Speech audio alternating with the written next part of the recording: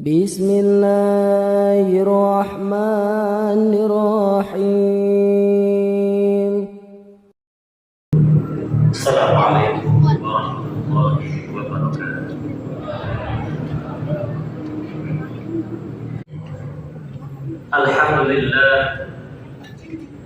Alhamdulillahilladzi nahmaduhu wa nasta'inuhu wa nastaghfiruh wa na'udzu billahi min shururi anfusina wa min sayyiati a'malina. May yahdihillahu fahuwal muhtadi wa may yudlil falan tajida lahu waliyyan mursyida. Asyhadu an la ilaha illallah wa asyhadu anna Muhammadan 'abduhu wa rasuluhu la nabiyya wa la rasula ba'da. Allahumma shalli wa sallim ala nabiyyil karim wa ala alihi wa ashabihi wa man sanna bi sunnatihi wa man da'a bi da'watihi ila yaumiddin. Amma ba'du fa ya ibadallah, usi nafsi wa iyyakum bi taqwallahi wa ta'atihi faqad fazal muttaqun. Qala Allah ta'ala fil Qur'anil Karim, ya ayyuhalladzina amanu ittaqullaha haqqa tuqatih wa la tamutunna illa wa antum muslimun.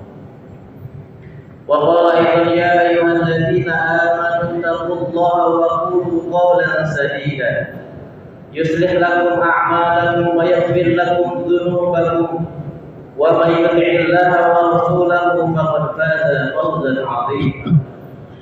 Sadaqallahul 'azim wa sadaqa rasuluhul karim wa nahnu 'ala dzalika minasyahidin wasyakirin walhamdulillahi rabbil alamin. Jamaah hadirin sidang salat Jumat rahimakumullah.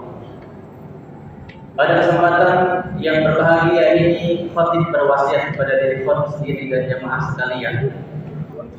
Mari kita tingkatkan keimanan dan ketakwaan kita kepada Allah Subhanahu wa taala.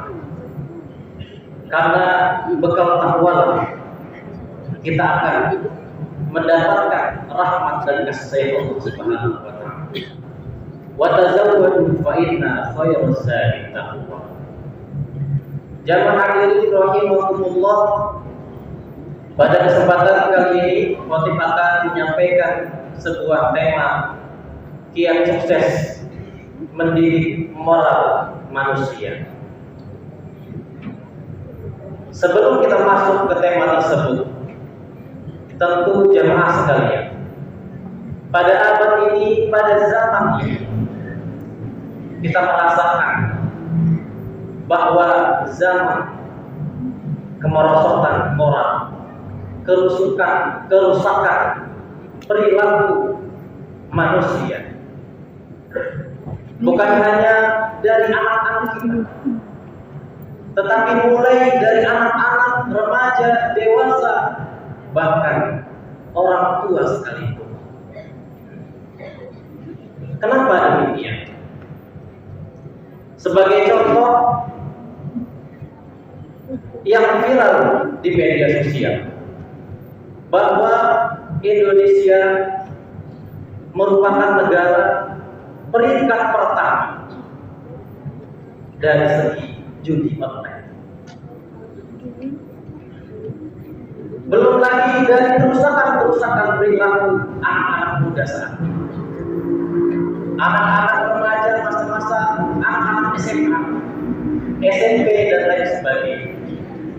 Bentuk kerusakan moral masyarakat menjadi hal yang sangat problem bagi kita semua, khususnya kita sebagai orang tua, sebagai guru maupun anak didik, agar kita memahami hal demikian. Kerusakan dari segi perkataan, ucapan yang tidak baik disampaikan kepada teman-teman, disampaikan kepada sejawatnya, disampaikan kepada orang tuanya maupun gurunya. Kerusakan perilaku dari segi tawuran, bullying, bahkan pacaran. Na'udzubillah subhanallah. Maka hal demikian mari kita telusuri. sejenak kita berpikir, kenapa hal demikian terjadi bagi umat manusia saat ini? Maka ada 3 faktor yang menyebabkan kerusakan moral manusia. Faktor yang pertama tentu berasal dari sebuah keluarga. Dan keluarga dipimpin oleh seorang ayah. Sebagaimana sabda Rasulullah SAW, kullukum ra'in wa kullukum mas'ulun an ra'iyatihi. Setiap kalian adalah pemimpin, dan setiap pemimpin bertanggung jawab atas apa yang dia pimpin. Seorang ayah bertanggung jawab dengan akhlak pendidikan anak-anak. Seorang guru bertanggung jawab untuk membimbing, mendidik, dan mengajari anak-anak didik. Maka tentu jika kita mendapatkan anak-anak remaja saat ini, kenapa mereka melakukan hal demikian, maka ada problem di situ. Apa problem? Yaitu lepasnya kontrol dan pembimbingan dari orang tua.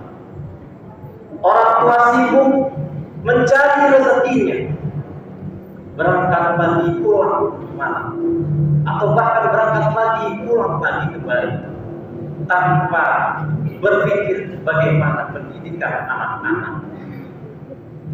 Boleh jadi orang tua berpikiran, saya menitipkan anak saya di sebuah sekolah, maka sekolah itu bertanggung jawab 100% untuk mendidik anak-anak kita. Hal demikian adalah salah, karena pendidikan tidak bisa diserahkan kepada salah satu saja, tetapi harus ada kerjasama antara orang tua, seorang guru, sebuah sekolah. Maka Allah Subhanahu wa taala berfirman di surat At-Tahrim ayat 6, ya ayyuhalladzina amanu qu anfusakum wa ahlikum nar. Hai orang-orang beriman, jagalah diri. Allah memerintahkan untuk perintah kepada diri kita sendiri, khususnya orang tua, kepala keluarga. Kita diperintahkan untuk menjaga diri kita sendiri, dijaga dari apa? Dijaga dari ketaatan kita kepada Allah Subhanahu wa taala. Ilmu pendidikan kita dalam mendidik anak-anak kita, agar generasi anak-anak kita tidak lepas kontrol, tidak lepas bimbingan dari orang tua, karena orang tua memiliki ilmu untuk mendidik anak-anak kita. Lalu faktor yang kedua, tentu dari sebuah sekolah.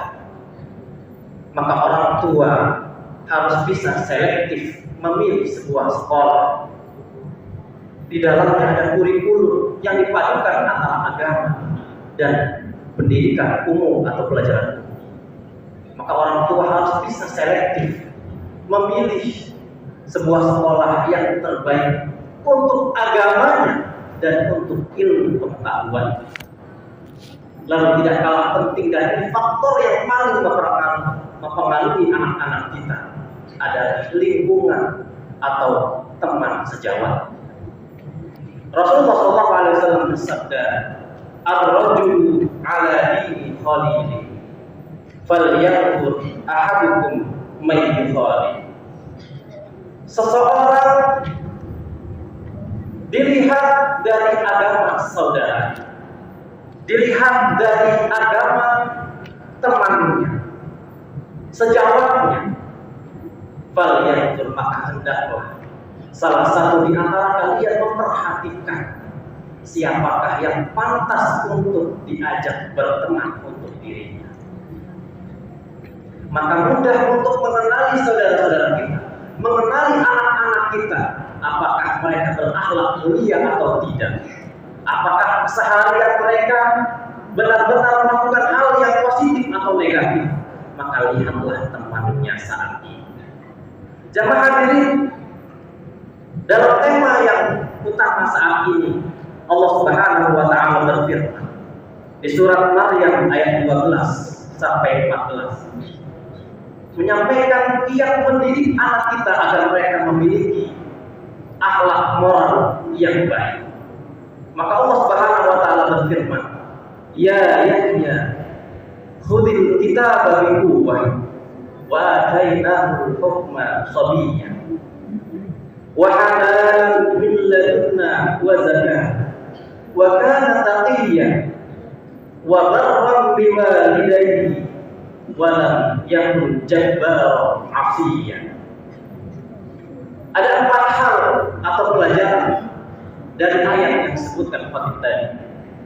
Yang pertama, Nabi Zakaria, ayahanda daripada Nabi Yahya, menasihati beliau, "Ya Yahya, wahai Nabi Yahya, khudhil kitaba biquwwah." Pegang teguhlah kitab. Dan secara zahir kitab di sini adalah kitab Taurat. Tetapi kita sebagai umat Nabi Muhammad, maka bisa kita sampaikan bahwa kita diajarkan untuk berpegang teguh kepada tuntunan agama kita, yaitu Al-Quran dan Sunnah. Sejauh mana kita mengajarkan anak-anak kita belajar Al-Quran? Na'udzubillah, jika kita sebagai seorang ayah tidak mampu untuk membacakan Al-Quran, bahkan belum lancar membaca Al-Quran, bagaimana kita mendidik anak-anak kita? Maka PR terbesar bagi kita adalah bagaimana pengetahuan kita terhadap agama ini, agar agama ini bisa kita terapkan, kita contohkan kepada anak-anak kita. Wa atainahu hukma sabiyya, dan Allah memberikan pemahaman ilmu pengetahuan Nabi Yahya di masa kecilnya. Maka untuk menanamkan pendidikan karakter terbaik adalah di masa anak-anak kita kecil. Mereka akan memperhatikan, memantau selama 24 jam bagaimana karakter seorang ayah. Jika karakter seorang ayah berperilaku hal yang negatif, maka tidak jauh dari pohonnya akan melakukan hal yang sama yang dilakukan oleh seorang ayah. Lalu hikmah yang kedua, kasih sayang dan perilaku yang baik dalam mendidik anak-anak kita. Jamaah sekalian, seorang guru, seorang tua, ayah anda dan anak-anak kita, ketika kita mendidik mereka dengan kasar, dengan marah-marah, satu hari kita marah, maka tentu di hari kemudian dia akan memperlakukan hal yang lebih untuk mendapatkan perhatian dari seorang ayah, dan tentu itu hal akan menghabiskan energi kita. Maka ajarkan anak-anak kita dengan kelembutan, wahana, dan kebaikan karakter kita. Mudah-mudahan dengan doa dan contoh terbaik dari kita semua sebagai seorang ayah, maka anak kita akan mencontoh apa yang kita lakukan. Lalu yang ketiga adalah wabarrun biwalidayhi, berbakti kepada kedua orang tua kita, kakak-kakak SMP dan adik-adik SD. Dan kita semua sebagai orang tua, kita memiliki orang tua. Kewajiban kita adalah berbakti, berbuat baik kepada orang tua. Bagaimana berbaik dengan orang tua? Tentu secara simpelnya kita mendoakan orang tua kita, memberikan contoh terbaik, memberikan tanggung jawab kita sebagai seorang pelajar. Orang tua memberikan amanah kita untuk belajar dengan tekun, maka berikan hal itu, ambil amanah itu dengan sebaik-baiknya, agar orang tua kita bahagia untuk kita semua. Lalu yang terakhir, tidak kalah penting, adalah ketaatan dan ketakwaan kita kepada Allah Ta'ala. Jamaah hadirin rahimakumullah, sebagai seorang yang beriman, tentu akan mengikuti apa yang telah diperintahkan oleh Allah dan Rasul. Mengikuti tanpa perkataan kenapa dan bagaimana, tetapi mengikuti sami'na wa ata'na, apa yang telah diperintahkan oleh Allah dan Rasul. Dan tentu seluruh manusia harus memiliki bekal takwa, yaitu rasa takut kita kepada Allah Subhanahu wa taala. Dimanapun kita berada, tentu Allah akan memperhatikan, akan mengetahui apa yang kita lakukan. Mudah-mudahan hal yang 4 ini dapat kita resapi bersama, dapat kita aplikasikan kepada diri kita maupun kepada keluarga kita. Barakallahu li wa lakum fil Qur'anil azim wa nafa'ani wa iyyakum bima fihi minal ayati wa dzikril hakim wa taqabbala minna wa minkum tilawah fastaghfiruhu innahu huwal ghafurur rahim. Allahumma salli wa sallim ala sayyidina Muhammad wa ala ali sayyidina Muhammad